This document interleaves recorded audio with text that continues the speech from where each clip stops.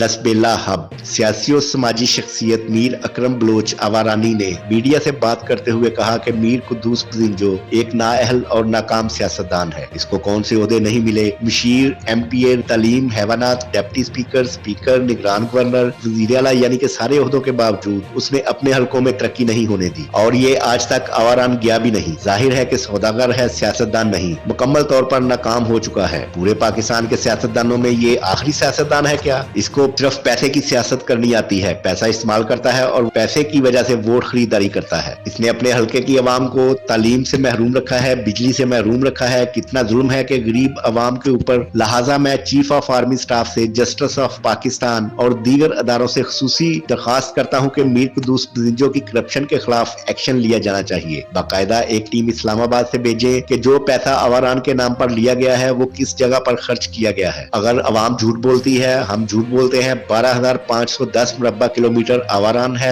वहाँ कोई रोड पक्का नहीं है। ऐसी जगह भी है जहाँ स्कूल के नाम पर पैसा लिया गया लेकिन स्कूल तो दूर की बात, एक ब्लॉक तक नहीं लगाया गया। करोड़ों खरबों की करप्शन इस बात का मुंह बोलता सबूत है। मीर कुद्दूस बदिंजो वो भैंस है जो घास बलोचिस्तान जिला आवारान का खाता है और दूध बैरूनी ममालिक में भिजवाया जाता है।